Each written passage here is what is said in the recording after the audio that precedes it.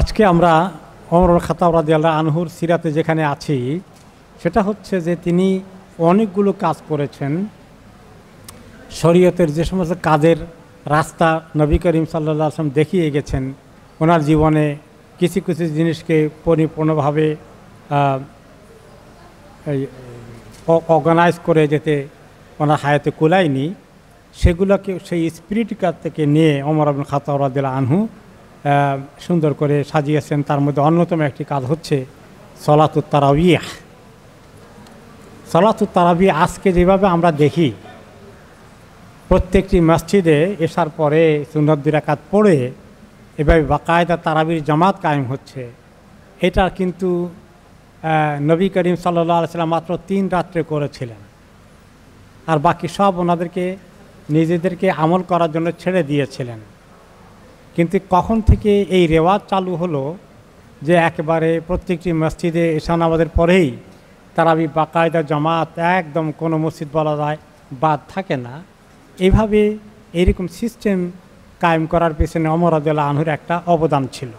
সেটা হচ্ছে এই যে তিনি একদিন মসজিদে আসলেন, ওনাকে সাথে ছিলেন আব্দুর রহমান ইবনে আব্দুল কারি। তিনি বলেন যে আমি ওমর রাদিয়াল্লাহু আনহুর সঙ্গে তখন ছিলাম। তিনি তো রাত্রেবেলা ঘুরে দেখতেন কে কী করে, কোন হালতে আছে, ডিউটি পালন করতেন। তো এসার বেশ পরে তিনি মসজিদ নববীতে আসলেন দেখতে এখানকার হালত কি। মসজিদ নববীতে দেখলেন যে কয়েকজন এই কোনায় একজনকে ইমাম বানিয়ে নামাজ পড়তেছে কিয়ামুল লাইল, রমাদানের তারাবি, যেটা আমরা বলি তারাবি শব্দটা তো আসলে হাদিসে কোনো জায়গায় আসে নাই, আসছে কিয়ামু রমাদান, রমাদান মাসের নফল নামাজ। তো ওইখানে এই কোনায় এক গ্রুপ পড়ে, ওই কোনায় আরেক গ্রুপ, ওইখানে আরেক গ্রুপ, ওইখানে আরেক গ্রুপ, কোনো জায়গায় 3 জন, কোনো জায়গায় 5 জন 7 জন ইমাম বানিয়ে একসঙ্গে তারা বিভিন্ন জামাত চলতেছে একই মসজিদে। তো তিনি তখন বললেন, তোমরা সবাই যখন আসছো মসজিদেই নামাজ পড়তে, তো এত জামাত কেন? এই জামাতের মধ্যে কিছুতে, এটা তো একটা উম্মতের মধ্যে বিশৃঙ্খলা দেখা যায়। তো সবাই এক জামাত পড়তে তো কোনো নিষেধাজ্ঞা শরীয়তে নাই। কালকে থেকে এক জামাত হবে, এবং তিনি 2 জনকে দায়িত্ব দিয়ে গেলেন। মেইন তো ছিলেন উবাই ইবনে কাব রাদিয়াল্লাহু আনহু, ওনার পরে আরেকজন ছিলেন তামিম আদ-দারি রাদিয়াল্লাহু আনহু। এই 2 জনকে তিনি দায়িত্ব দিলেন যে তোমরা 2 জনে, একজন একদিন পড়াবা, আরেকজন আরেকদিন পড়াবা, অথবা রোটা করে একই রাত্রের ভিতরে 2 জনে কিছু তুমি কিছু অংশ পড়ালে। আর তারা তো আমাদের মতো এই মুক্তসার পড়াতেন না, অনেক লম্বা করে পড়তেন। তো ঠিক করে দিয়ে গেলেন যে আগামীকাল থেকে, আগামী রাত থেকে এত জামাত দেখতে চাই না, এক জামাতে চলবে। তখন তিনি দেখলেন যে সবাই আগামীকালকে রাতে এসে দেখলেন সবাই এক সুন্দর জামাত হয়ে গেছে, বেশ বড় জামাত, আর এরকম 5-7-10 জামাত নাই। তখন তিনি বললেন, নি'মাতুল বিদআতু হাযিহি, এত সুন্দর একটা বেদাত কায়েম হয়ে গেছে, মাশাআল্লাহ, খুব সুন্দর। বেদাত আবার সুন্দর হয় কেমনি? বেদাত তো খারাপ জিনিস। তো যারা বেদাত করে তারা বলে, দলিল পায় এখানে, জানেন কি কয় যে ওমর রাদিয়াল্লাহু আনহু বেদাতকে সুন্দর বলছেন। তো সুন্দর সুন্দর ভালো জিনিস আবিষ্কার করলে অসুবিধা কিছু নাই, খারাপ জিনিস আবিষ্কার করলে অসুবিধা, ভালো জিনিসের মধ্যে বেদাত হয় না। তো এটার উত্তর আছে, একটু পরে আমরা আসতেছি। তো এখন এখানে কয়েকটি কথা। একটা হলো যে নবী করিম সাল্লাল্লাহু আলাইহি ওয়াসাল্লাম তারাবির জামাত এইভাবে বাকায়দা প্রতিদিন পড়েন নাই কেন? সহিহ হাদিস আছে তিনি কয়েক রাত পড়েছিলেন মাত্র। কোনো কোনো রেওয়ায়েতে 2 রাত, কোনো কোনো রেওয়ায়েতে 3 রাত, কোনো কোনো রেওয়ায়েতে 4 রাত তিনি পড়েছিলেন। প্রথম রাত্রে আসলেন, কোনো অ্যানাউন্সমেন্ট নাই যে আগামীকাল থেকে তারাবি পড়বো, সবাই আসবা, এরকম কোনো খবর নাই। এসবরে চলে গেছেন ঘরে। তারপর তিনি অনেক মধ্যরাতের পরে, আমাদের তারাবি সময় না, তিনি আসছেন বলতে গেলে তাহাজ্জুদের সময়, ওইটাই ছিল ওনার টাইম। এই সময় এসে তিনি জামাত করলেন। যারা তিনি নামাজ শুরু করে দিলেন, কোনো অ্যানাউন্স করেন নাই। তো ওনাকে মসজিদে দেখে কিছু সাহাবী আগে থেকে মসজিদে থাকতেন, ঘরের মধ্যে নামাজ পড়তে বাচ্চা কাচ্চা ডিস্টার্ব হবে, ঘুম চলে আসবে, মসজিদে এসেই ওনারা কিয়ামুল লাইল করতেন বা কিয়ামু রমাদান করতেন, রমাদান মাসে নামাজ বেশি পড়ার সুযোগ নিতেন। ওনারা যখন দেখলেন যে রাসূলুল্লাহ সাল্লাল্লাহু আলাইহি ওয়াসাল্লাম নামাজে দাঁড়িয়ে গেছেন, তো 2-1 জন আসে জয়েন করলেন। বাকি আর তারাও দৌড়ে এসে জয়েন করে ফেললেন, বেশ কিছু লোক জয়েন করে ফেললো। কিন্তু তিনি নামাজ 8 রাকাত পড়িয়েছিলেন, পড়িয়ে আর বলেন নাই আগামীকালকে আবার আসবে তোমরা, এখন থেকে শুরু হয়ে গেল জামাত, কিচ্ছু বলেন নাই। 8 রাকাত ভিতর পড়াইয়া তিনি চলে গেছেন। তো এই খবর হয়ে গেছে চতুর্দিকে যে গত রাতে একটা কাজ হয়েছে, অনেক সাহাবীরা মিস করেছে। যারা খবর পড়তে পেরেছেন তারা খুব আনন্দিত যে তোমরা একটা বড় জিনিস মিস করেছো, গত রাতে আমরা এরকম করেছি। তা আগামীকালকে রাতে এই সুযোগ নিয়ে উনি অ্যানাউন্স করেন নাই, কিন্তু করতে পারবেন কি করবেন না কেউ জিজ্ঞাসাও ওনাকে করেন নাই। যে উনি যেটা ভালো মনে করবেন ওটা তো উনি নিজের থেকেই বলবেন, আমরা এখানে আগ বাড়াই ওনাকে কেন এটা বলবো। পরে রাতে বেশ লোক হয়ে গেছে, গত রাতে যারা ছিল তারা খবর যারা পেয়েছে তারা আসলো, তিনি পড়ালেন এরকম 8 রাকাত 3 রাকাত 11 রাকাত। এরপরে এই দ্বিতীয় রাত্রেও তিনি কিছু না বলে বিতির পরেই চলে গেছে। এই খবর আরও বেশি এবার রাষ্ট্র হয়ে গেল, এই অনেকে মিস করে ফেলেছে যে দেখো গত 2 রাত্রে আমরা কাজ করি তোমরা পাও নাই। তৃতীয় রাতে অনেক লোক এসে গেল, তৃতীয় রাকাতেও তিনি পড়ালেন, কিছু বললেন না, নামাজ শুরু করে দিয়েছেন, সবাই ওনাকে জয়েন করলো। এবার এই জামাত অনেক বড় গত রাত্রের তুলনায়, তার আগ রাত্রের তুলনায়, এবং তারপরে তিনি ভিতর পড়ে চলে গেছেন। এই খবর রাষ্ট্র হয়ে গেল একেবারে। চতুর্থ রাতে তো প্রচুর লোক আসছে, আরও মসজিদ ভর্তি হয়ে গেছে বলতে গেলে। তিনি আর বাইর হন নাই, তিনি ঘরের মধ্যে একলা পড়ছেন। সাহাবীরা কেউ একলা পড়তেছেন আর ইন্তজার করছেন কখন উনি আসেন, আর আসেনি নাই। তো পরের দিন তিনি সকালে ফজরের সময় বললেন, দেখো আমি দেখছি তোমরা যে অনেক লোক আসছিল, আমি আসিনি, কারণ ইচ্ছা করেই আসিনি। আমি যদি এখন থেকে আসি তোমরা এভাবে আসতে থাকো, আমার আশঙ্কা হলো আল্লাহ তাআলা ফরজ করে দেন কিনা, তাহলে উম্মতের জন্য কষ্ট হয়ে যাবে, বিধায় আমি আর আসলাম না। তো তোমরা কেমন লাইল তোমরা পড়ো, একসঙ্গে পড়বো না আদাতে পড়বো, এগুলো বলেন নাই। শুধু বলেছেন মান কামা রমাদানা ঈমানান ওয়া ইহতিসাবান গফিরা লাহু মা তাকাদ্দামা মিন যামবি, যে ব্যক্তি রমাদান মাসে কিয়াম করে ঠিকমতো, মানে কিয়ামু রমাদান করে, বেশি করে নামাজ পড়ে, হ্যাঁ, আল্লাহ তাআলা তার গুনাহগুলোকে মাফ করে দেবেন। তিনি এই উৎসাহিত করলেন। ওনার জীবনে এই 3 রাকাতের পরে 3 রাতের পরে আর করেন না জামাত। সাহাবীরা যার যেমন লাগে পড়েছেন, রাসূলুল্লাহ সাল্লাল্লাহু আলাইহি ওয়াসাল্লাম কেউ একলা পড়তেছেন, কেউ এখানে 3 জন, কেউ এখানে 5 জন, কেউ এখানে 10 জন, কেউ একলা পড়ছেন, চলছে এইভাবে। ওনার ইন্তেকাল হয়ে গেল। আবু বকর রাদিয়াল্লাহু আনহু খলিফা, ওনার জামানায় এভাবে চলছে, এখানে 3 জন, ওখানে 5 জন, এখানে 10 জন জামাত হচ্ছে, কেউ একলা পড়ছেন। এরপর ওমর রাদিয়াল্লাহু আনহু জামানায় এভাবে চললো। আর উনি হঠাৎ করে একদিন আসে, দেখলেন যে এক জামাত না করে তোমরা এত জামাত করো কেন, আগামীকাল থেকে এক জামাত ঠিক হয়ে যাবে, আর কোনো আলাদা জামাত হবে না। একজন 2 জন সাহাবীকে ইমাম বানিয়ে দিলেন। কাকে? উবাই ইবনে কাব রাদিয়াল্লাহু আনহু আর তামিম আদ-দারি রাদিয়াল্লাহু আনহুকে। তখন থেকে এই তারাবি জামাত শুরু হয়ে গেল। এখন কয় রাকাত পড়েছিলেন? যেভাবে রাসূলুল্লাহ সাল্লাল্লাহু আলাইহি ওয়াসাল্লাম 8 রাকাত পড়েছিলেন, আবু বকর রাদিয়াল্লাহু সময়ও সাহাবীরা 8 রাকাতই পড়তেন, ওমর রাদিয়াল্লাহু সময়ও তারা 8 রাকাতই পড়া শুরু করে দিলেন। কিন্তু এক পর্যায়ে তখন সাহাবীদের মধ্যে আলোচনা হলো যে রাকাত তো বেশি লম্বা হয়ে যায়, যারা মুরব্বী আছেন, বুড়ো মানুষ আছেন, কষ্ট হয়ে যায়, এত লম্বা ওনারা থাকতে পারেন না। এই কিছু মুরব্বীদের কষ্টের কথা ওনারা প্রকাশ করলেন। তখন সাহাবীরা পরামর্শ করে 8 রাকাতের পরিবর্তে 20 রাকাত করলেন, করে তারপরে এখান থেকে 20 রাকাতের ইতিহাস শুরু হলো। কিন্তু আবার অনেকেই পার্সোনালি যারা লম্বা করে পড়তেন তারা 8 রাকাতই পড়তেন। তো এখন আপনাদের কাছে মনে হয় কি 8 রাকাত ঠিক না 20 রাকাত ঠিক? হ্যাঁ, 8 রাকাত ঠিক, 8 রাকাতে স্ট্রং বলতেছেন কেউ। 8 রাকাতই ঠিকই রাসূলুল্লাহ আলাইহিস সালাম পড়েছেন। সে রাকাতগুলো এত লম্বা ছিল যে সাধারণ মুসলিমদের 50% লোকের পক্ষেও সেটা সম্ভব না।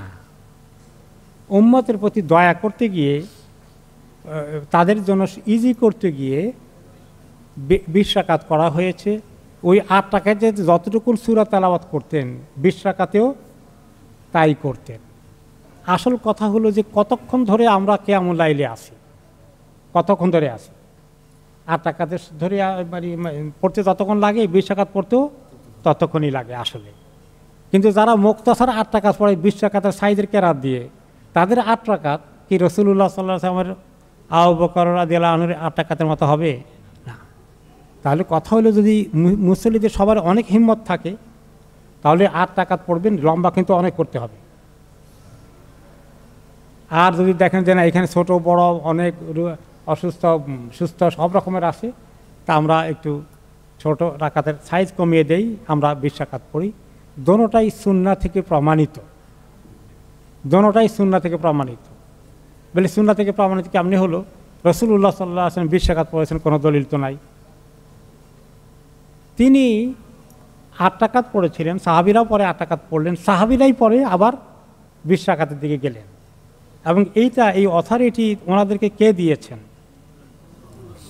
রাসূলুল্লাহ সাল্লাল্লাহু আলাইহি ওয়াসাল্লাম বলেছেন, আলাইকুম বিসুন্নতি ওয়া সুন্নতি খুলাফাই আর রাশিদিন, খুলাফাই আর রাশিদিন, তোমরা আমার সুন্নতকেও ফলো করো এবং খোলাফায়ে রাশিদিনের সুন্নতকেও ফলো করো। তারা যদি কোনো কিছু, তাদেরকে আল্লাহ এমন বুঝ দিয়েছেন, তারা রাসূলুল্লাহ সাল্লাল্লাহু আলাইহি ওয়াসাল্লামের থেকে শিখা দিন, তাদের ইজমা লান তাজতামা উম্মতি আলা দালালা, আরেকটি হাদিস তিনি বলেছেন যে আমার উম্মত গোমরাহিতে কখনো একমত হবে না। সাহাবীরা তখন একমত হয়ে গিয়েছিলেন যে এভাবে তারাবির জামাত করা যায়, এবং তারাই 8 রাকাতে শুরু করেছিলেন, পরে তারা আবার 20 রাকাতের দিকে গেলেন। এটা তাদের মধ্যে কোনো দ্বিমত সৃষ্টি হয়নি যে না এটা করা যাবে না, এটা বেদাত হয়ে যাবে। নবী সাল্লাল্লাহু আলাইহি ওয়াসাল্লাম 8 রাকাত পড়ছেন, তুমি 20 রাকাত পড়বে কেন? এই বিতর্ক তারা করেন নাই। আর যখন তিনি 8 রাকাত পড়েছিলেন, তিনি কি বলে গেছেন যে তারাবির নামাজ 8 রাকাত, বেশিও করা যাবে না কমও করা যাবে না? এটা বলেন নাই। এশার নামাজের ফরজ 4 রাকাত, এখানে 1 রাকাত বাড়ানো যাবে, 2 রাকাত বাড়ানো যাবে, কোনো ফরজের মধ্যে বাড়ানো যাবে না। কিন্তু যেগুলো ফরজ নয় সেই নামাজের মধ্যে রাতের কিয়ামুল লাইলটা সুন্নত, কুমিল লাইলা ইল্লা কালিলা, কিয়ামুল লাইল হাদিসে এসেছে। এগুলোর ক্ষেত্রে তিনি নামাজ পড়তে বলছেন, কত রাকাত ঠিক করে দেন নাই। কোনো কোনো মসজিদে আমি দেখেছি আরব দেশে 8 রাকাত পড়ে না, 20 রাকাত পড়ে না, 12 রাকাত পড়ে, কোনো জায়গায় 10 রাকাত পড়ে। তো এগুলোর ক্ষেত্রে গুঞ্জাইশ আছে, এগুলোর ক্ষেত্রে সুযোগ আছে না নাই? আছে না। একটা 20 আর একটা 8, এই দুইটা নিয়ে এমন ফাইট করো, কোনটা ঠিক কোনটা বেঠিক প্রমাণ করেই ছাড়তে হবে, সারাদিন বক্তৃতা করতে হবে, কত রেফারেন্স দিয়ে উল্টায় ফেলতে হবে। এমনকি কেউ যদি মনে করেন যে পারে নাই, আপনি অসুস্থ শরীর ভালো লাগে না, 8 রাকাত পড়েছেন, যেদিন সুস্থ আছে 20 রাকাত পড়েছেন, অসুবিধা নেই। যেদিন মাঝামাঝি আছেন, যেদিন 10 রাকাত পড়েন, 12 রাকাত পড়েন, আর পারলেন না, কোনো অসুবিধা নেই।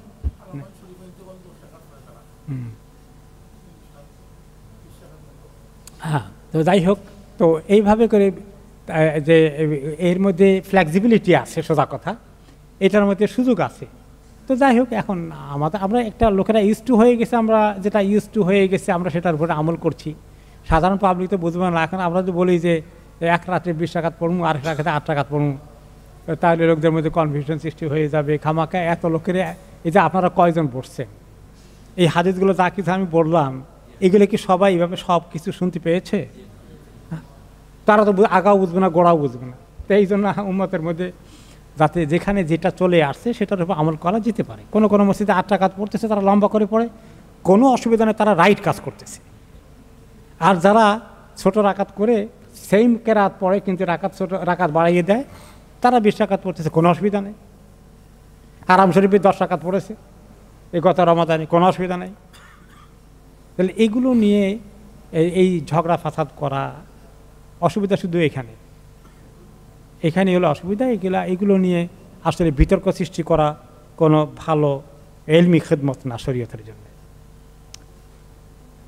যাই হোক, তো এইভাবে আমরা এখন দেখতে পেলাম যে কীভাবে তারাবি নামাজে তিনি একটা সুন্দর সিলসিলা কায়েম করে দিয়েছেন। এটার পক্ষে তখন সব সাহাবারা একমত হয়েছেন। কোন সাহাবীরা বলেননি ওমর রাদিয়াল্লাহু আনহু আপনি আল্লাহ নবী 8 রাকাত পড়িয়েছে, আপনি বা তিনি এভাবে প্রতিদিন জামাত করেন না, আপনি জামাত পাইলেন কই?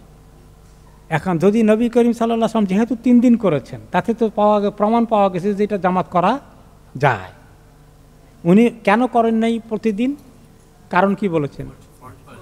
যে আমি রেগুলার করতে গেলে যদি আল্লাহ ফরজ করে দেয় উম্মতের জন্য কষ্ট হয়ে যাবে, 20 রাকাত 8 রাকাত না পড়তে পারলে তো গুনাহগার হয়ে যাবে, এই জন্য তিনি সেটা করেন নাই। কিন্তু এটাকে যদি করে এই ক্ষেত্রে মানা করার কোনো সুযোগ নেই, যেহেতু রাসূলুল্লাহ সাল্লাল্লাহু আলাইহি ওয়াসাল্লাম কয়েক রাকাত করেছে, কয়েক রাত্র করেছিলেন, কাজেই এখন কেউ বলতে পারবে না যে এটা এইভাবে করাটা বেদাত হয়ে যাবে। ঠিক আছে, তাহলে তারাবি নামাজ একলাও পড়া যায় আর জামাতেও পড়া যায়, কিন্তু জামাতে পড়লেও অনেক গুণেই স্বাভাবিকভাবেই মানে একলা পড়লে অলসতা চলে আসবে, ঘুম চলে আসবে, পরিবেশ সৃষ্টি হবে না। জামাতে পড়লে এগুলা, তাছাড়া আমাদের অনেকেরই আমরা অল্প ছোটোখাটো সূরা জানি, বড় লম্বা কেরাত করতে পারবো না, এই সমস্ত কারণে জামাতের এই যে সিলসিলা এটা আলহামদুলিল্লাহ একটা সুন্দর। এটা দেখে তিনি বললেন নেমাতিল বেদাত হাজি, পরের দিন দেখে কি বলেন, খুব সুন্দর বেদাত কায়েম হয়ে গেছে, চমৎকার বেদাত কায়েম হয়ে গেছে। তো বেদাত চমৎকার হয় কেমনি, এত সুন্দর হয় কেমনি? তিনি বেদাত কেন বলেন সুন্নত কাজকে? এটা তো সুন্নত, এটা তো বেদাত না। এখানে আরেকটি ব্যাখ্যা দরকার, তাই না? তিনি সুন্নতটাকে বেদাত বললেন কেন? বেদাতের একটা শাব্দিক অর্থ আছে আর একটা পারিভাষিক অর্থ আছে। শাব্দিক অর্থ যে কোনো জিনিস আগে ছিল না এখন করা, একটু নতুন করে কোনো জিনিস প্রচলন করা, এটাকে বেদাত বলা হয় শাব্দিকভাবে। যে কোনো নতুন জিনিসকে ইন্ট্রোডিউস করা বেদাত, মানে কি বলা যায় এটাকে, এটা একটা বেদাত হতে পারে। এবং আল্লাহ তাআলা প্রথম আবিষ্কার করেছেন বাদিউস সামাওয়াতি ওয়াল আরদ, আসমান জমিনকে তিনি আগের কোনো সৃষ্টি ছাড়াই তিনি সৃষ্টি করেছেন নতুন করে প্রথম। তাহলে কোনো কিছুকে শাব্দিক অর্থে আল্লাহর সেন্সেও বেদাত শব্দ আসছে বাদিউস সামাওয়াতি ওয়াল আরদ থেকে, এই শাব্দিক অর্থে কোনো অসুবিধা নাই। তিনি বলেছেন যে এই যে এতদিন ছিল না, এই সিলসিলা এত সুন্দর করে আজকে থেকে শুরু হলো, এটা বা গতকালকে রাত্রে থেকেও শুরু করছো, এটা খুব সুন্দর হয়েছে, এই বেদাত খুব সুন্দর হয়েছে। এখানে তিনি বেদাত যেটা আল্লাহর নবী নিষেধ করেছেন ওইটা বুঝিয়েছেন না, তিনি বলছেন কুল্লু বেদাতিন দলালা, যেই সমস্ত বেদাত শরীয়তের পরিভাষায় বেদাত, যেটা রাসূলুল্লাহ সাল্লাল্লাহু আলাইহি ওয়াসাল্লাম নিয়মিত করেননি, এমন কিছুকে নিয়মিত বানাই দেওয়া, হ্যাঁ, এই জাতীয় কিছু করা যেটা তিনি করেননি সেটাকে করা, এটা নিষেধ। কিন্তু এই তারাবির নামাজে বা কিয়ামুল লাইলে, কিয়ামুল রমাদানের জন্য তো কোরআনেও আল্লাহ তাআলা বলেছেন সারা সবসময় কুমিল লাইলা থেকে কিয়ামুল লাইল, কুমিল লাইল, রাতেবেলা দাঁড়িয়ে নামাজ পড়া, মান কামা রমাদান, হাদিসে এই কিয়ামুল লাইলের কথা আসছে। কাজেই এটা, এবং তিনি নিজে পড়েছেন, তিনি পড়ার কারণে কয়েকটি রাত্রি সবাইকে নিয়ে, এখানে কোনো বেদাত যেহেতু হয় নাই, কাজেই এটাকে তিনি শরীয়তের পরিভাষায় বেদাত একটা মারাত্মক গুনাহ, ওইটা এখানে বোঝানো হয়নি। এতে নতুন করে একটা ভালো জিনিস প্রচলন হলো, এই কথাটাকে বোঝাতে চেয়েছেন। যেই আর এই কিয়ামুল লাইল হলো সুন্নাহ, তারাবির নামাজটা বা কিয়ামুল লাইল রমাদানে কিয়াম করাটা সুন্নাহ কাজ, এটা বেদাত নয়। তিনি হজ করেছেন, 10 বার হজ করেছেন, খলিফা হওয়ার পরে বলা যায় প্রতি বছরে তিনি হজে গিয়েছেন, এবং সেখানে হজ করার মধ্যে হজের ইবাদত যেমন আছে, তেমনই উম্মতের যে দায়িত্ব, খেলাফতের দায়িত্ব নেওয়ার উপরে আছে, সেটা পালন করার অনেক কাজও তিনি সেখানে সেরে নিতেন। বিভিন্ন কবিলা থেকে, বিভিন্ন অঞ্চল থেকে লোকেরা আসতো, তারা দেখা সাক্ষাৎ করতো, রাষ্ট্র পরিচালনার অনেক বিষয় টুকিটাকি সেখানে তিনি প্রতিবার হজের খুতবার মধ্যে সেগুলোকে দিক নির্দেশনা দিতেন, এবং সেখানে সলা পরামর্শ হতো, বিভিন্ন অঞ্চলের গভর্নররা আসতেন, অনেক খেদমত এই উপলক্ষে হতো। তারপরে তিনি সেখানে ভালো করে খেয়াল করতেন যে সবাই হজের মাসালা ঠিকমতো আমল করছে কিনা, এটা তদারকি করতেন এবং শেখাতেন। এরপরে তিনি সেখানে খুতবা দিয়েছেন এবং সেখানে উম্মতকে নসিহত করার দায়িত্ব পালন করেছেন। এভাবে তিনি দিনের বিভিন্ন আনুষ্ঠানিক ইবাদতগুলোর ক্ষেত্রে এগুলোকে অনেকটা প্রাতিষ্ঠানিকভাবে অর্গানাইজ করার ক্ষেত্রে যথেষ্ট গুরুত্ব দিয়েছেন, এবং সেগুলোকে তিনি নিজে অবজার্ভ করেছেন যে ঠিকমতো এগুলো হচ্ছে কিনা। এক পর্যায়ে দেখা গেল যে উনি নোটিস করলেন যে লোকেরা ওমরা করতে কম আসে, কারণ হজের মধ্যে তামাত্ম আছে, ওমরা আদায় হয়ে যায়, কেরান হজে ওমরা আদায় হয়ে যায়, এখন থেকে লোকেরা ওমরা তেমন আসে না, শুধু হজের মধ্যে ভিড় হয়।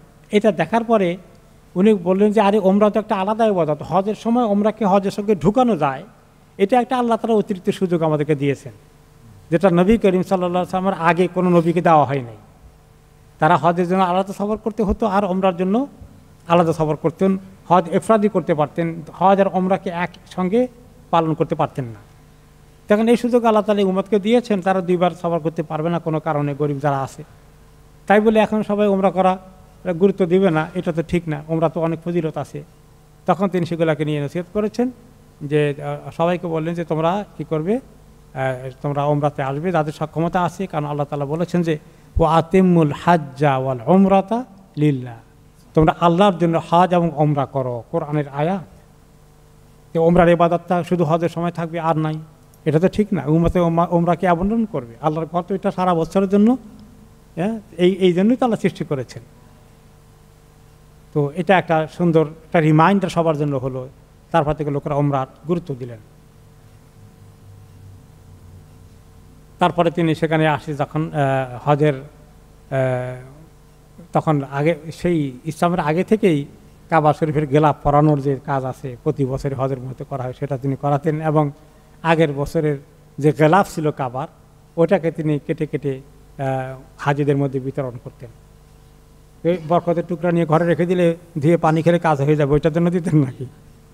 এটা কি কেউ যদি কোনো কাজে লাগাতে চায়, জামা সেলাতে চায়, অনেক কিছু করতে চায়, এগুলোর জন্য দিয়েছেন, যেটা বেকার নষ্ট না হোক। তখন তো অভাব অনটনের দিন, মানুষ অনেক গরিব মানুষের জন্য কাপড় চোপড় কেনা অসুবিধা আছে, সেগুলো।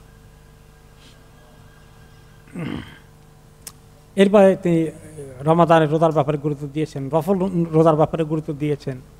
আবার কেউ বেশি করে কিনা কম করে কিনা এগুলোও খেয়াল করেছেন ইবাদতের ক্ষেত্রে। একজনের ওনার কাছে খবর আসলো যে একটা লোক, উনি ইয়াসুমুদ্দাহার, উনি সারা বছর রোজা রাখে, শুধু হারাম 5 দিন বাদ দিয়ে সারা বছর প্রত্যেক দিন রোজা রাখে।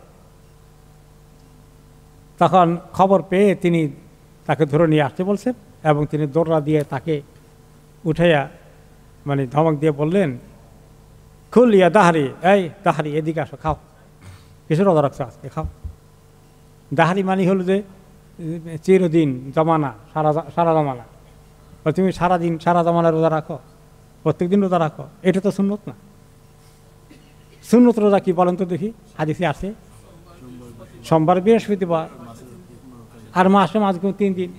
এক সাহাবী যখন এরকম রোজা রাখছিলেন অনেক, ইবনে ওমর রাদিয়াল্লাহু আনহু সম্ভবত, না সরি নামটা ভুলে গেলাম, হ্যাঁ হ্যাঁ হ্যাঁ ওনার সময় আরেকজন ইবনে ওমরই তো, আরেকজন সাহাবী, সুবহানাল্লাহ, হ্যাঁ আরেকজন সাহাবী নামটা ভুলে গেলাম। যাই হোক, তো উনি ইয়াস ইনশাআল্লাহ উনি হলেন আল্লাহু আকবার, নামটা মাইন্ডে আছে, সেটা হলেন মাইন্ডে আসবে ইনশাআল্লাহ। তো উনি রোজা রাখেন প্রত্যেক দিন, অনেক নফল রোজা রাখেন। ওনাকে আরেকজন সাহাবী বলে দিয়েছেন যে এরকম কারণ আব্দুল্লাহ ইবনে ওমরের কাহিনীও আছে যে তিনি অনেক রোজা রাখতেন। রাসূলুল্লাহ সাল্লাল্লাহু আলাইহি ওয়াসাল্লাম বলছেন যে এত রোজা দরকার নাই, তুমি এইভাবে রাখো, সিয়ামে দাউদ করো, ম্যাক্সিমাম একদিন রোজা রাখা একদিন ভাঙ্গা, একদিন রোজা রাখা একদিন ভাঙ্গা।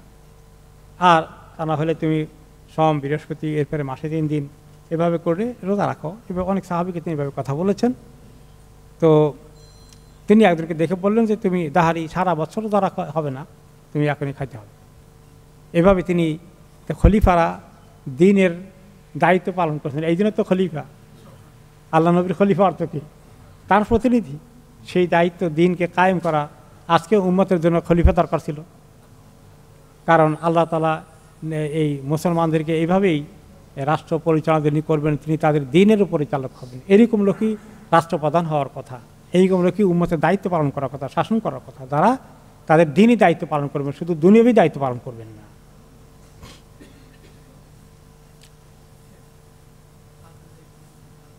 আব্দুল বিন আমর ইবনে আস, হ্যাঁ জাকাল খায়রান, মাশাআল্লাহ। আব্দুল বিন আমর ইবনে আস উনি ছিলেন অনেক বড় মুত্তাকি সাহাবী। উনি এত নফল ইবাদত করতেন, উনি এই কাজ করতেন। আব্দুল বিন আমর ইবনে আস তিনি সারা দিন রাত, এবার সারাদিন মানে বছরে প্রায় অনেক দিন রোজা রাখতেন। পরে ওনাকে আরেক সাহাবী এসে তালিম দিয়ে ওনাকে বুঝিয়েছেন যে তোমার স্ত্রী আছে, তোমার স্বামী আছে, তোমার নবী করিম সাল্লাল্লাহু আলাইহি ওয়াসাল্লাম বলেছেন ওয়ালি নাফসিকা আলাইকা হাক ওয়ালি যাওজিকা আলাইকা হাক, তোমার সবার হক আদায় করতে হবে। শুধু রোজা রাখা তো আল্লাহ তাআলা চান না, সারা বছর অনেক দায়িত্ব আছে জীবনে, সেগুলো পালন করতে হবে। এরপরে আমরা আসি যে তিনি অনেক একটি বড় কাজ করেছেন, বাজার কন্ট্রোলের দায়িত্ব নিয়েছেন। মানুষের বাজারের মধ্যে ঠকায় কিনা, জিনিসপত্রের দাম অত্যধিক মূল্য বৃদ্ধি হয় কিনা, এগুলো কেউ ভেজাল ঢুকায় কিনা, ওজনে কম দেয় কিনা, এগুলো তিনি তদারক করতেন। হঠাৎ করে মার্কেটে গিয়ে ভিজিট করতেন, উইদাউট নোটিস ঢুকে পড়তেন, দেখতেন কোথায় কোনো গণ্ডগোল হচ্ছে কিনা উম্মতের মধ্যে। এবং তিনি আরও করেছেন যে নিজে তো যেতেনি, কিন্তু একজন আসাইব ইবনে ইয়াজিদ রাদিয়াল্লাহু আনহুকে মদিনার মার্কেটের পরিদর্শক ইন্সপেক্টর হিসেবে নিয়োগদান করেছেন। তিনি মার্কেটে যাবেন এবং উনি ওমর রাদিয়াল্লাহু আনহু গাইড অনুযায়ী তিনি সেভাবে দেখবেন সবাই ঠিকমতো পালন করছে কিনা। কিন্তু ওমর রাদিয়াল্লাহু আনহু তো প্রত্যেক দিন প্রত্যেক ঘন্টাতে আসতে পারবেন না, কিন্তু এইখানে পার্মানেন্ট একজনকে তিনি সুপারভাইজার হিসেবে দায়িত্ব দিয়ে দিয়েছেন, ইন্সপেক্টর হিসাবে। আরও একজন একাধিক দিয়েছেন আসলে, সাইব ইবনে ইয়াজিদকে এবং আব্দুল্লাহ ইবনে ওতবা ইবনে মাসউদকে এবং আরও একাধিক লোককে তিনি টাইম টু টাইম দায়িত্ব দিয়েছেন।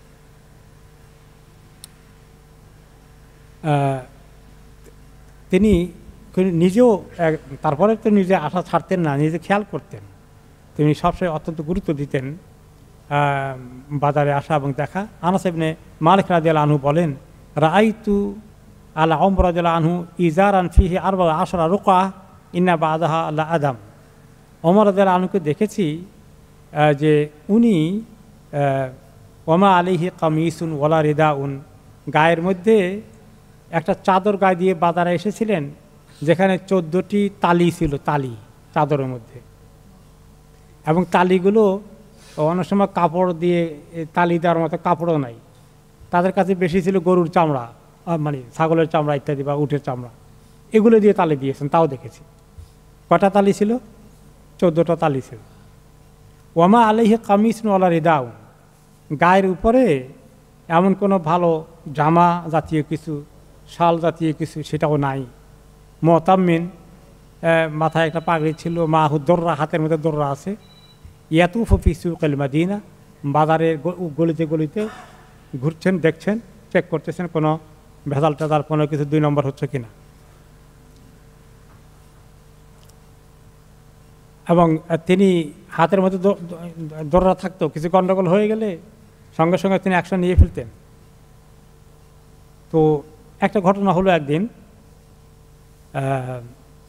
মালিক ইবনে আউস ইবনে হাদাসান বলেন, আন্নাহু ক্বালা আকবালতু আকুল মান ইয়াসরিফুদ দারাহিম।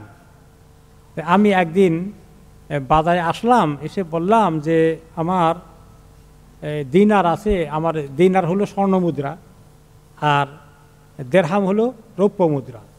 মানে দিনারটা হলো বড় পাউন্ড আর পেনি হলো দেরহামটা এরকম ছোটটা।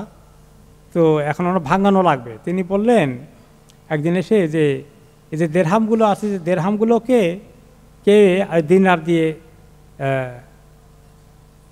ওকে, অথবা ওনার কাছে দিনার ছিল, এটাকে তিনি দেরহাম ভাঙাবেন, যে কারো কাছে দেরহাম আছে কিনা, আমি দিনার ভাঙাইতে চাই।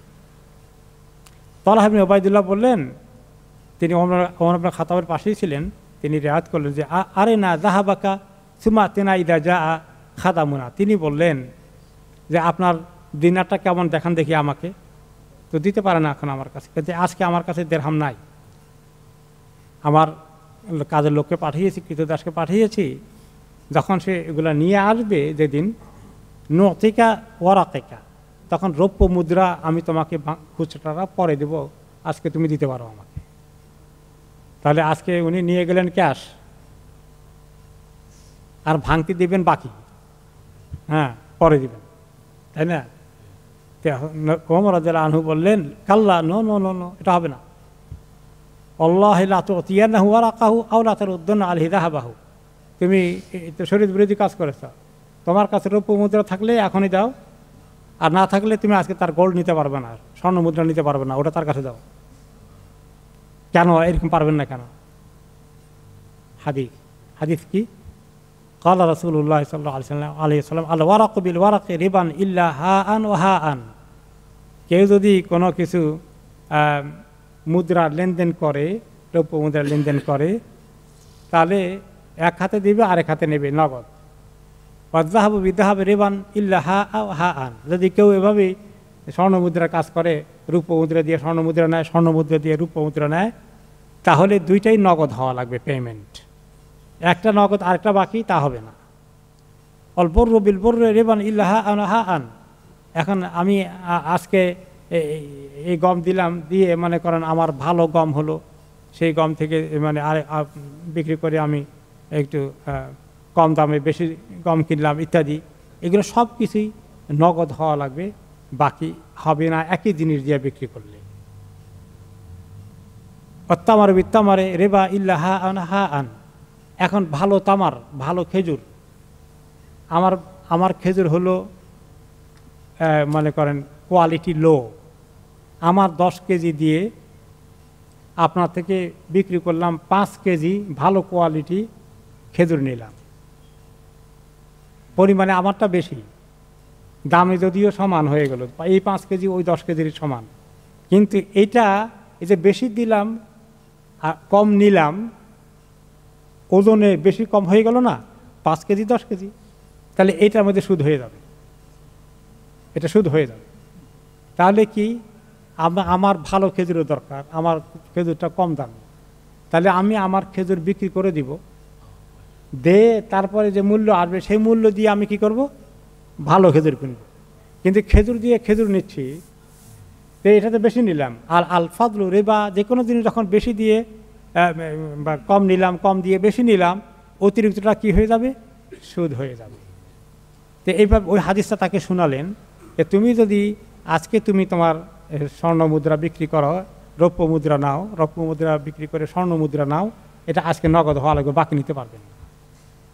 তাহলে আমরা যদি এই টাকা পাঠাই দেশে, আজকে পাউন্ড পাঠালাম, পাঠাই দিল, তা আমি 1 সপ্তাহ পরে 2 সপ্তাহ পরে পাউন্ড দিলাম, আর সে টাকা দিয়ে দিচ্ছে আরও কদিন আগে, তাহলে এই কাজটা কি ঠিক হবে?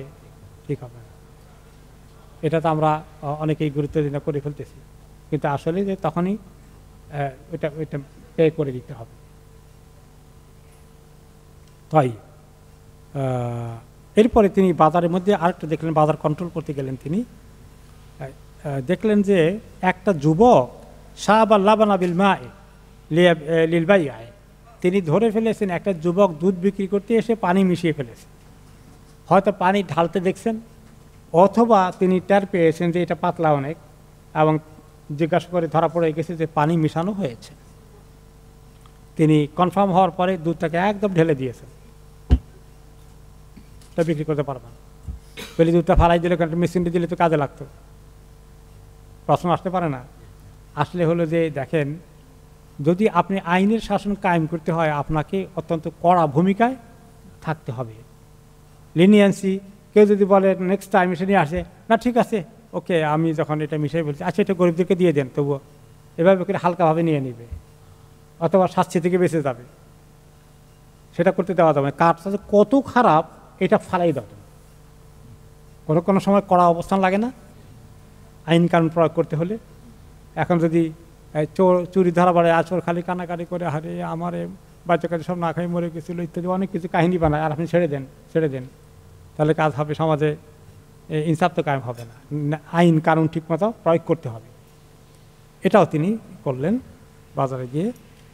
এরপরে তিনি আরেকটা জিনিস খেয়াল করতেন যে বাজারে কেউ কিছু করে কি না, যে জমায়েত করে কি না, মানে ওই যে এটাকে কি বলে, ফড়িয়াবাজ বলে নাকি, যারা ওই বাইরে থেকে নিয়ে আসে, ওদের থেকে কিনে ফেলে বাজারের মধ্যে কিছু লোকজন আছে, বা সবজি ফ্রুট হ্যাঁ এগুলো করে তারা গুদামজাত করে আড়তদার বলে দেখে, আড়তে ঢুকায়, তারা ঢুকে এরপর দাম বাড়ায় অনেক।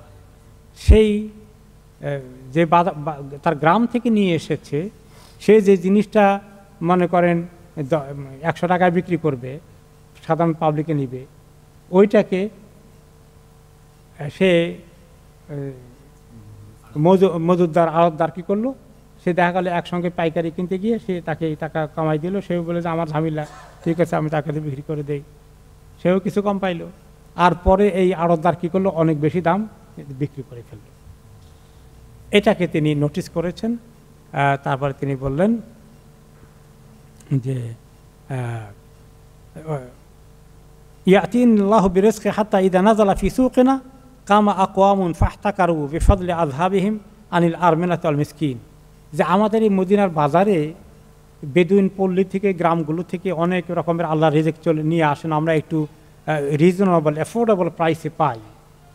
হ্যাঁ, তাদের কাছ থেকে আমরা একটু খুব মানে চড়া দামে কিনতে হয় না, আমাদের কাছে এই রিজিকটা আসে।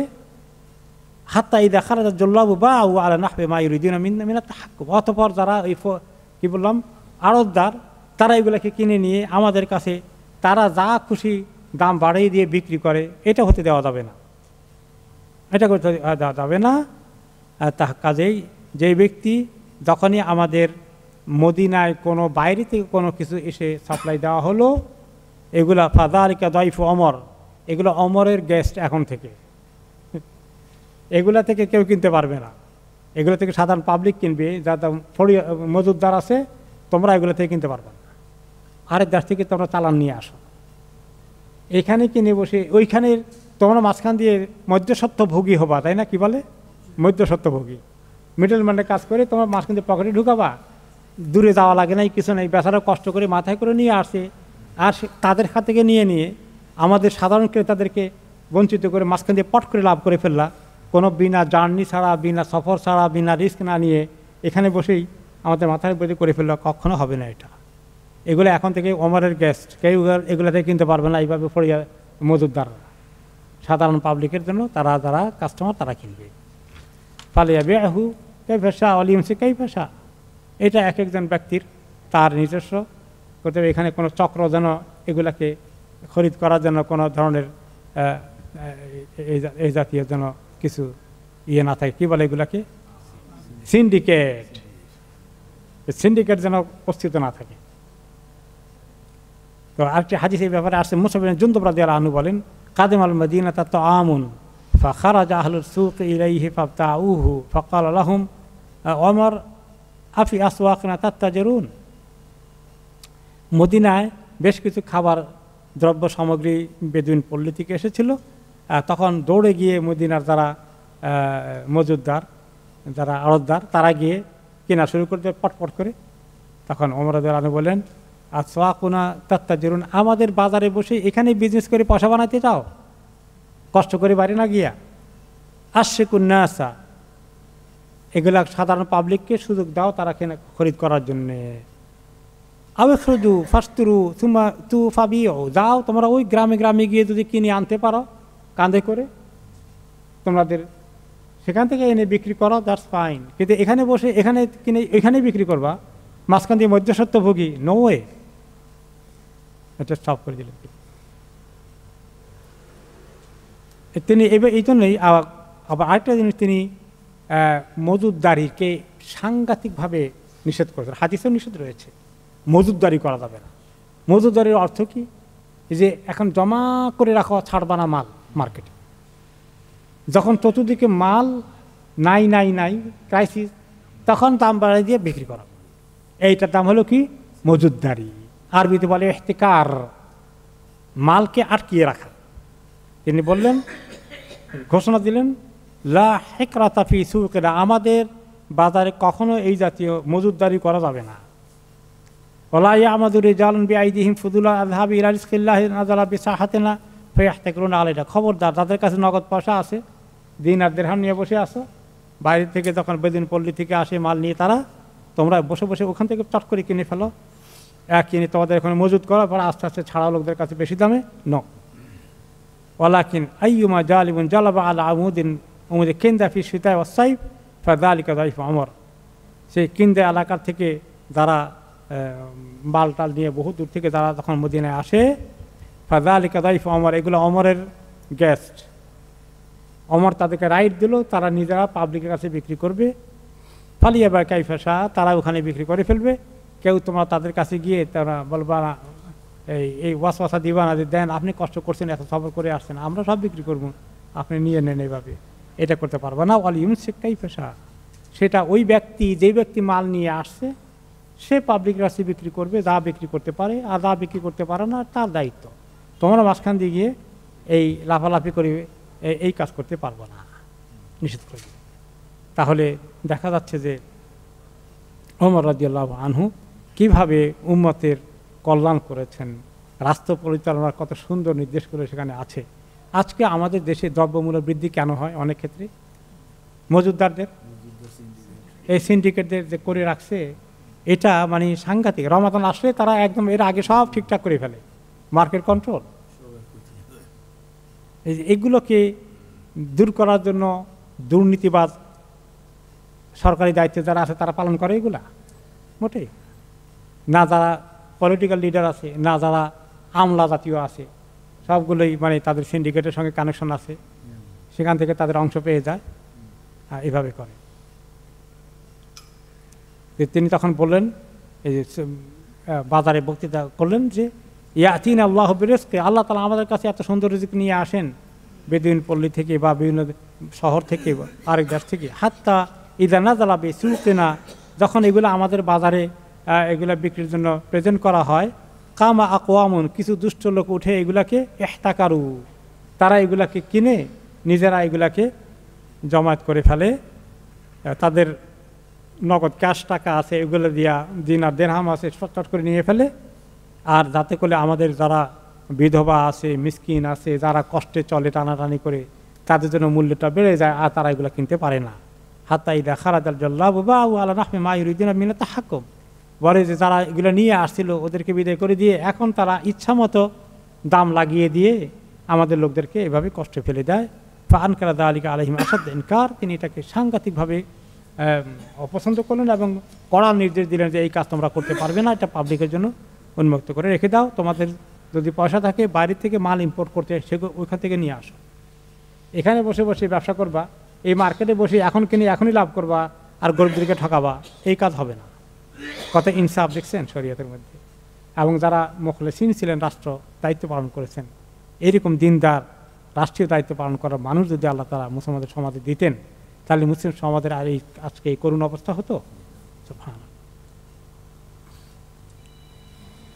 তো কোনো কোনো ক্ষেত্রে তিনি হস্তক্ষেপ করতেন, যে মূল্য ঠিক করে দিতেন।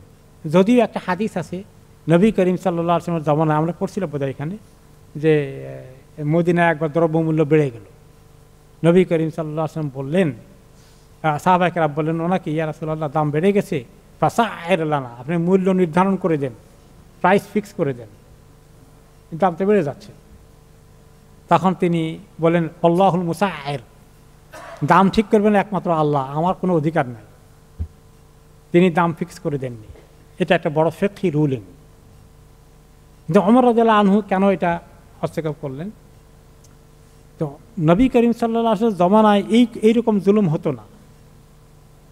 ওমর রাদিয়াল্লাহু আনহু দেখলেন যে জুলুমের পরিমাণ বেড়ে গেছে, আর এখানে তিনি সাহাবায়ে কেরামের জন্য সুযোগ রেখেছেন, কিছু খোলাফায়ে রাশিদিনের জন্য, আলাইকুম বিসুন্নতি ওয়া সুন্নতি খোলাফায়ে রাশিদিন। আর ওমর রাদিয়াল্লাহু আনহু যখন সিদ্ধান্ত নিতেন, তিনি কিন্তু আহলু ইলম যারা ছিলেন তাদের সঙ্গে পরামর্শ না করে নিতেন না, তাদের সঙ্গে পরামর্শ করে তিনি সিদ্ধান্ত নিতেন। মন গড়া এক না একটা অন্তর মতো উনি চাপিয়ে দিতেন না অনেক কিছুই। যদি এরকম প্রয়োজন হয়ে যায় তাহলে এটা উম্মতকে তিনি, এটা জেনারেল একটা সুযোগ আছে যে সাহাবায়ে কেরামের জন্য এটা তিনি অ্যালাউ করেছিলেন, আলাইকুম বিসুন্নতি ওয়া সুন্নতি খোলাফায়ে রাশিদিন।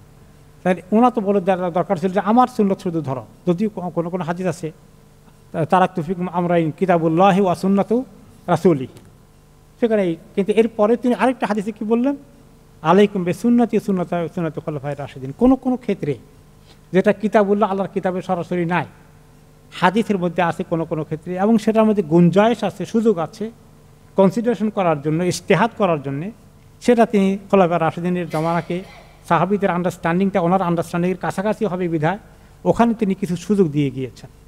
এই জন্য সাহাবায়ে কেরাম কিছু করলে আমরা সেটাকে সুন্নত মনে করে আমল করি। আমি এক্সাম্পল দিয়েছিলাম, যেমন যে জুমার নামাজে 2 আযান, এটা নবী করিম সাল্লাল্লাহু আলাইহি ওয়াসাল্লাম জামানায় ছিল না, আবু বকর রাদিয়াল্লাহু আনহু জামানায় ছিল না। কার সময় ইন্ট্রোডিউস হয়েছে? ওমর রাদিয়াল্লাহু আনহুর সময়ও না, ওসমান রাদিয়াল্লাহু আনহুর সময়ে। তিনি সাহাবাদের সঙ্গে পরামর্শ করলেন যে লোকেরা এত লেটে আসে, এখন খুতবা আযান দিয়ে শুরু করলে খুতবা অর্ধেক হয়ে যায়, বাকিরা ঢুকে, যেন আগে একটা আযান দিতে হবে, এসে দিয়ে পড়ুক, যা কিছু পড়তে পারে, তারপরে খুতবার আযান দিয়ে ইমাম খুতবা শুরু করে দেবেন। তো এটা এইভাবে করে সাহাবায়ে কেরামের আন্ডারস্ট্যান্ডিং আছে যে কোন কোন জায়গায় ওনাদেরকে ইজতিহাদ করে একটা সিদ্ধান্ত নেওয়ার জন্যে নবী করিম সাল্লাল্লাহু আলাইহি ওয়াসাল্লাম সেই আস্থা ছিল তাদের প্রতি, সেই অথরিটি তিনি তাদেরকে কিছু দিয়ে গিয়েছেন এবং এটা ওনার কাছ থেকে অথরাইজড ওয়ান। আর কোনো বিষয় যদি ওনার কাছ থেকে অথরাইজড না হয় এখানে সাহাবায়ে কেরামের কোনো সুযোগ থাকবে না।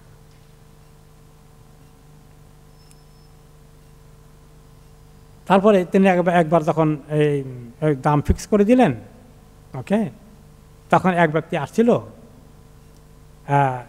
সে জৈতুনের তেল নিয়ে আসছিল বিক্রি করার জন্যে, এবং উনি দামটা একটু বেশ বাড়িয়ে দিলেন, ভদ্রলোক বিক্রেতা দোকানদার। ফকাল আমার ইমা আন্তাবিয়া বেচে সুক ওইমা আন্তার হালা আনসুক কেনা, বলে যে অন্যান্যরা যে প্রাইসে বিক্রি করতেছে এই প্রাইসে বিক্রি করো তুমি, এই মূল্যে। যদি তা না করো, তোমার পোষায় না, তাহলে তুমি আমাদের বাজার থেকে বেরিয়ে যাও, এখানে বিক্রি করতে পারবে না। ফাইনালা নুজবরুক আলা শেরিন, আমি তোমাকে বাধ্য করব না যে তুমি এইটাতেই বিক্রি করো, তোমার যদি পোষায় না তাহলে তুমি মার্কেট থেকে চলে যাও, এখানে মার্কেটকে নষ্ট করো না। হয়তো সে কিনছে বেশি দাম দিয়ে, এখন বাজারে কম দামে বিক্রি করে তার লস হয়ে যায়, তা তুমি বেশি দাম দিয়ে কিনছো কেন? তা তুমি যাও অন্য কোনো জায়গায় গিয়ে বিক্রি করো, আমাদের বাজার নষ্ট করো না। তোমার এই দামের কথা শুনলে বাকিরাও কী করবে? দাম বাড়িয়ে দিবে। কারণ আনহুম, তাদেরকে বের করে দিলেন, তোমাদের যদি পোষায় না অন্য কোনো বাজারে যাও, আমাদের বাজার নষ্ট করো না।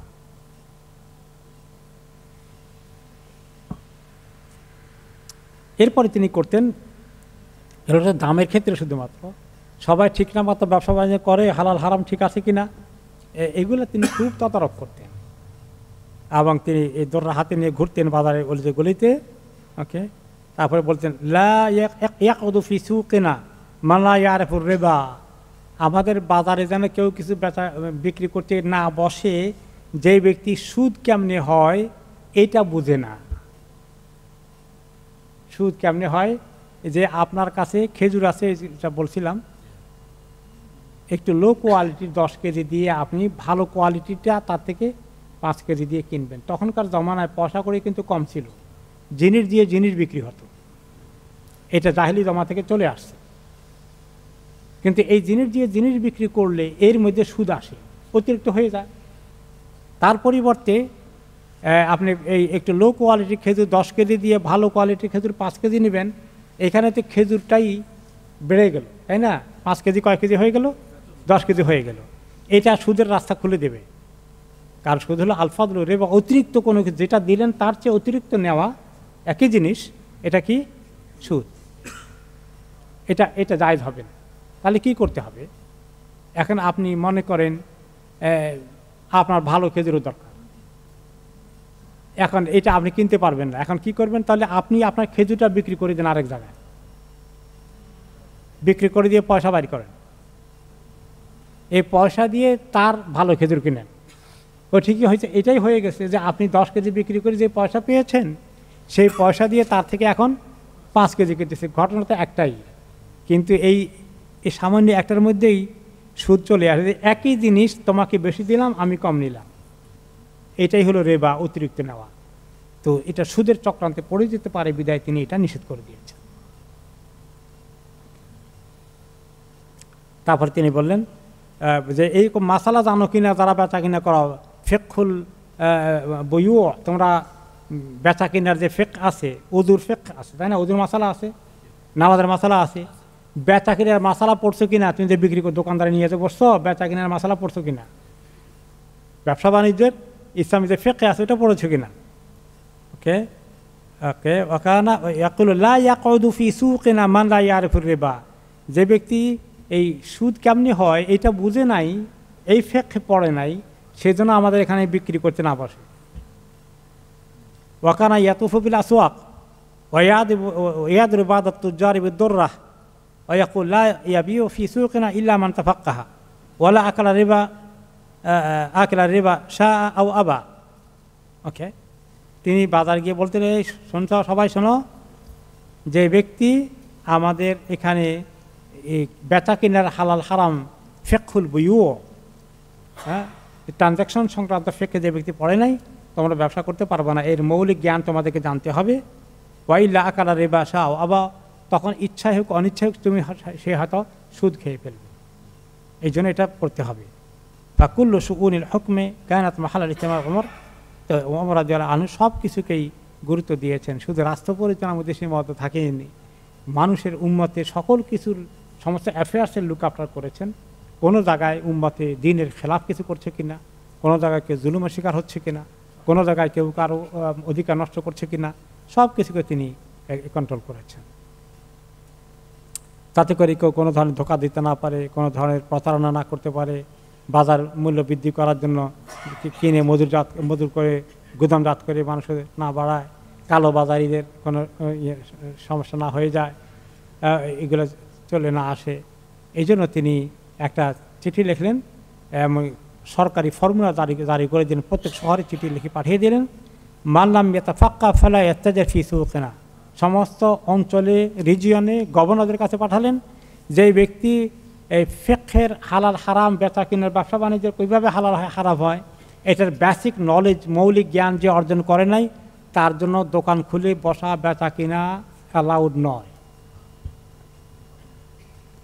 সুবহানাল্লাহ। তাহলে এখন আমাদের সমাজে কি করা দরকার, কিভাবে বেচা কিনে আমাদের মধ্যে ধোঁকা প্রতারণা হয় বলেন? কোনো জ্ঞান নাই, মনে করে যা নিতে পারি, আমি তো চুরি করতেছি না, আমি চাইছি সে দিছে, অসুবিধা কি? একটা শাড়ির দাম যদি হয় 500 টাকা, দাম চায় 1500 টাকা, হ্যাঁ, তো কাস্টমার চিন্তা করে যে 1500 টাকা থেকে কমপক্ষে অর্ধেক তো কত দরকার, 700 টাকায় করে দিলেন আপনি, তারপর সে নিয়ে গেল বা দিল আপনাকে, তো আপনি তো 1500 তো 700 টাকা পাইছি, আপনি তো মোটামুটি মনে করেন যে খারাপ না, কিন্তু সে আপনাকে প্রতারণা করলো না। তো এইগুলো তো অহরহ ঘটছে আমাদের সমাজে। এগুলো কোনো আইব মনে করে, কোনো অন্যায় মনে করে, কোনো গুনাহ মনে করে? মোটেই না। আরে আমি তো সে জেনে শুনে দাম বলছে, আমি কি ইয়ে করছি নাকি? তো এই যে মানুষ কি ভুলের মধ্যে আছে। তারপর তিনি আরও বলেছেন ওয়াহাদা ইউসুফ সুদূর, এই যে বর্তমান জামানায় যে মানে অনেক কিছুই আছে, যে দেখবেন এই সমস্ত দেশে ড্রাইভিং লাইসেন্স, আমাদের দেশেও আছে। ড্রাইভিং লাইসেন্স কেন করা হয়েছে? যাতে করে গাড়ি অ্যাক্সিডেন্ট না হয়, নিজের জীবন বাঁচে, অন্যদের বাঁচে। তা না হলে যদি মানে আপনি একটুখানি টুকটাক করে ইয়ে করে আপনি চালাইতে পারেন, কোনো রকমে চালাই চলে গেলেন, পুরো ট্রেনিং নেন নাই, তাহলে কী হবে? অনেক মানুষকে আপনি অ্যাক্সিডেন্ট করে মারবেন। এই যে রেগুলেটরি বডি, রেগুলারাইজ করা কোনো কিছু, এগুলোর জন্য একটু কড়াকড়ি মনে হয় মাঝে মধ্যে, কিন্তু কড়াকড়ি না করলে তো উপায় নাই। দেখেন, মনে করেন গাড়ি পার্কিংয়ের জন্য আমরা সবাই সমস্যা থাকি, পার্কিং পাওয়া যায় না, যন্ত্রণা, ঘুরতে হয় রাত্রে গিয়ে অনেকক্ষণ। কিন্তু আবার যদি পার্কিংয়ের সিস্টেম দেশে না থাকতো, যে কোনো জায়গায় মানুষ গাড়ি পার্ক করে ফেলাই রাখতো, তাহলে জীবন যাত্রা কেমন হতো? কোনো কমন সেন্স ব্যবহার করে মানুষ সব সময়। এই তো মসজিদের এখানে দেখবেন ডবল ইয়েলো লাইন থেকে শুরু করে মানুষের এক্সিট এন্ট্রিজ কিচ্ছু চিন্তা করাটা না। তো এই জন্য মাঝে মধ্যে মনে হয় আইন কানুন একটু কঠিন, মানুষকে রেস্ট্রিকশন করে ফেললো মনে হয় যেন। তো ফ্রি ওয়ার্ল্ড থাকাটা ভালো, মুক্ত বাজার অর্থনীতি যেটা বলে, হ্যাঁ, ফ্রি মার্কেট ইকোনমিক্স, এগুলো যেমন ক্ষতি আছে, আবার অতিরিক্ত কন্ট্রোল করে মানুষকে ইয়ে করা ঠিক না। কিন্তু ইসলাম নিয়ন্ত্রণের মাধ্যমে মানুষের কল্যাণের জন্য যে নিয়ন্ত্রণ করা হয়, এই নিয়ন্ত্রণটা ঠিক। আমি যখন নন মুসলিমরা আসে, অনেক কিছু যখন আলাপ করে করে আলাপ আলোচনা হয়, বলে যে তারা মনে করে যে পর্দা পুরুষদের রেস্ট্রিকশন, তারপরে এটা হালাল এটা হারাম, জীবনটা তো ফ্রিডম তো থাকে না। তো এইসব বললে মানুষের ফ্রিডমটা যে সবসময় মানুষের জন্য কোনো সময় যে ক্ষতির কারণ হয় না, এটা একটা নিয়ন্ত্রণ লাগে, গাইড লাগে। এটা ইসলাম কেন হালাল হারাম এগুলো এভাবে বলে দিয়েছে, এটা খাওয়া যাবে না, এভাবে বিক্রি করা যাবে না, এটা খরিদ করা যাবে না। তো এগুলো তো সাধারণ নন মুসলিমদের কাছে অনেক আপত্তি, যে আমাদের ফ্রিডম না লাইফের মধ্যে, সব জায়গা খালি কন্ট্রোল, তাই না? ইসলাম তো এটাই কন্ট্রোল করেছে। আমার মনে হচ্ছে আমার কলিগের সঙ্গে একটু সময় কাটামো, একটু আনন্দ ফুর্তি করলাম, অসুবিধা কি? তারও ভালো লাগছে, আমারও ভালো লাগছে, অসুবিধা কি? নাউজুবিল্লাহ। তো এগুলো মানুষ মনে করে যে এটা কি ইসলামে এত কঠিন কেন? আমি তাকে বলি যে আমি রাস্তা দিয়ে গাড়ি চলতেছি, এই ব্যস্ত রাস্তায় যদি আমি চাই যে কেন এখানে 20 মাইল স্পিড, কেন 30 মাইল স্পিড, এই আমি 100 মাইল স্পিড যাচ্ছি, আমার তাড়া আছে, তখন এটা কি নিরাপদ হবে সমাজের জন্য? আমার লাইফ এবং মেনি আদার পিপলের লাইফ কি থাকবে, রিস্কে থাকবে, ঠিক না? এটা বলে হ্যাঁ এটা তো ঠিক। কিছু লোক আছে, কিছু যুবক আছে গাড়ি চালাবে, এইখান দিয়ে যদি কোনো লিমিট না থাকে 100 মাইলে চালাবে, আছে না? হ্যাঁ, এখনও মানে না অনেক ক্ষেত্রে। তো এই জন্য ইসলাম তো মানুষকে এগুলো শিখিয়েছে। ওমর রাদিয়াল্লাহু আনহু এগুলো শুনলে কিছু কিছু ব্যবসায়ীরা, আমাদের লোকেরা বলবে ওই সে আর ব্যবসা করার দরকার নাই, আমরা ঘরে বসে থাকি। কিন্তু ইসলাম কি আসলে কারো ক্ষতি করার জন্য আসছে? ব্যবসায়ীদের মালে তো আল্লাহ তাআলা এত বরকত দিবেন। এবং যে ব্যক্তি ব্যবসা করে, হক হালাল ব্যবসা করে, ইসলামী তরিকায় ব্যবসা করে, তিনি কি বলেছেন? ও আনা তাদের সদুক কাহাতাইনি ফিল জান্নাহ, আমি এবং সৎ ব্যবসায়ী জান্নাতে পাশাপাশি থাকবো। দুটো আঙ্গুলকে এরকম করে তিনি দেখালেন। এবং ব্যবসাকে ইসলাম উৎসাহিত করেছে। হাল আদুল্লুকুম আলা তিজারাতিন তুনজিকুম মিন আযাবিন আলিম, যে আল্লাহর দিকে যাওয়ার জন্য এটাকেও আল্লাহ ব্যবসা বলেছে। এমন ব্যবসার কথা কি বলবো? তাহলে ব্যবসাটা পজিটিভ জিনিস, পজিটিভ রাখতে হবে। ইসলাম এটাকে উৎসাহিত করেছে, নিরুৎসাহিত করেনি। কিন্তু লোভ, লালসা, প্রতারণা, এই মানুষের প্রতি জুলুম করা, 2 নম্বর মাল বিক্রি করা 1 নম্বর বলে, জিঞ্জিরায় তৈরি লেখা আছে মেড ইন চায়না। আমাদের ঢাকা এলাকায় নদীর ওপারে একটা শহর আছে, এলাকার জিঞ্জিরা নাম করা, ওইখানে অনেক নকল ফ্যাক্টরি ছিল। এখন হয়তো এরকম নাই। আই হোপ জিঞ্জিরা পিপল শুনলে তারা মাইন্ড করবেন না। এখন এরকম আগে ছিল যে একেবারে চাইনিজ অরিজিনাল বিভিন্ন দেশের জিনিসগুলো নকল ফ্যাক্টরি দিয়ে তৈরি করে একদম সিল লাগিয়ে দিয়ে বিক্রি করতেছে, প্যাকেটে লেখা আছে, এখনো আছে কোনো কোনো।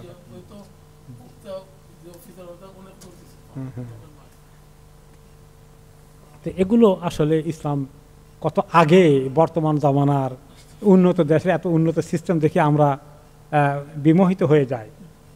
কিন্তু আর ইসলামকে মনে করি এটা হলো পশ্চাত্য, মানে পশ্চাৎপদতা, ওটা হলো অনেক ব্যাকডেটেড জিনিস। ইসলাম কত অ্যাডভান্স ছিল বলেন, কত মডার্ন ছিল। আজকে যারা এভাবে এগুলা মার্কেট পলিসি নির্ধারণ করতেছে, রাইটটা তো সেই ওমর রাদিয়াল্লাহু আনহু জামানায়, ইসলাম তো বহুত আগে এগুলো রেখে গিয়েছে আমাদের জন্য। আল্লাহ তাআলা আমাদেরকে ইসলামের এই সৌন্দর্য উপলব্ধি করে আমল করার তৌফিক দান করুন। আমাদের জাতির কাছে ইসলামকে সুন্দর করে উপস্থাপনা করার তৌফিক দান করুন। আমাদের জাতি যদি ইসলামের সুন্দর কথাগুলো শুনতো, জানতো, আমাদের মাঝে মাঝে মনে চায় কি জানেন, আর এই দেশে গিয়ে যদি পারতাম সুযোগ হতো, খালি ব্যবসায়ী থেকে বলতাম যে একদিন বসেন, আধা ঘন্টা একটু আমরা শেয়ার করি, বড় মসজিদে আসেন, যে কি সুন্দর কথা আপনাদের জন্য আছে, আপনাদের কত মর্যাদা হবে। নবী করিম সাল্লাল্লাহু আলাইহি ওয়াসাল্লামের সঙ্গে জান্নাতে একপাশে থাকতে চান, তাহলে ব্যবসা আপনার বিরাট ইবাদত হয়ে যাবে। আল্লাহ যেন আমাদের দেশে এই পরিবেশ তৈরি করে দেন। এই দেশের যেন আল্লাহ তাআলা এত সুন্দর একটা মানুষকে দ্বীনি ইমানি চেতনা নিয়ে দেশে এই সমস্ত দুর্নীতি থেকে দূরে থাকার জন্য মানুষকে হিম্মত করার জন্য, এবং মানুষকে এর জন্য যে যা কিছু করা দরকার সেদিকে দিনের দিকে আসার জন্য আমাদের মানুষগুলো হেদায়েত দান করুন, তৌফিক দান করুন, বুঝ দান করুন। সুবহানাকাল্লাহুম্মা ওয়া বিহামদিকা আশহাদু আল্লা ইলাহা ইল্লা আনতা আস্তাগফিরুকা ওয়া আতুবু ইলাইক।